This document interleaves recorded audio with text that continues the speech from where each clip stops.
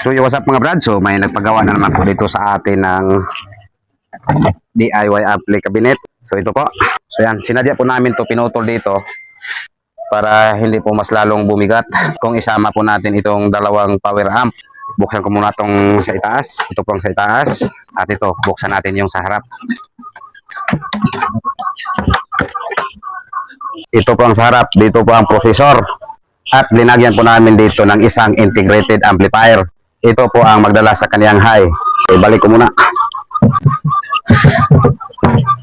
So, shout out po sa nag-order nito. Mr. Customer, Mr. Arnold Amaro ng Carcar City South ng Cebu. So, ito na po ang inyong order. At tanggalin ko muna itong sa itaas. Ito po ang para sa kaniyang power amp. Meron po itong cover. So, yan. So may nagpagawa pa rin sa amin mga brad ng lagyanan sa kaniyang power amp. Ito single lang po ito mga brad. So shout out po sa nag-order nito, Mr. Abay Siano ng Carcar City South ng Cebu. So ayan na po ang amp case mo sir. Single amp case lang po ito mga brad. At hindi na lang niya pinalagyan ng handle. Ito lang po ang gulong pinalagay niya.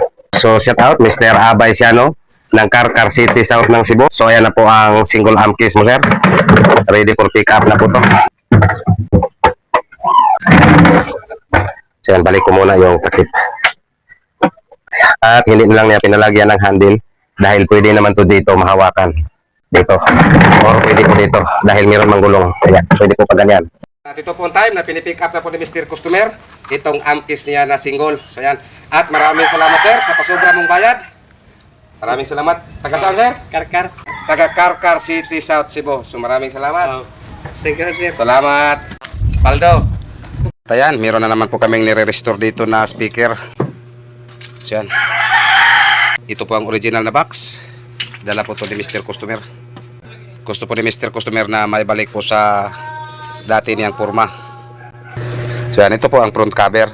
Ito po ang nakakahirap mga brad kapag ganito na design. Yung mga may ganyan. Oh, yan. Mahirap po ito tatargetin.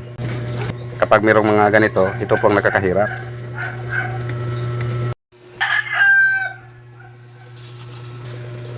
Itong speaker mga brad, siya na lang daw po ang magkabit. So ayan, sinauli lang po namin yung ibang mga parts para hindi po magkahiwalay. So shout out po pala sa nag-order nitong speaker box na to. Maraming salamat sa 300 na pasobrang bayad mo sir. At pasensya po yung video natin sir na delete ko. Alam naman po sa ating Panginoon na may 300 po kayo na pasobrang bayad. Again, pasensya po, na-delete ko po yung ating video.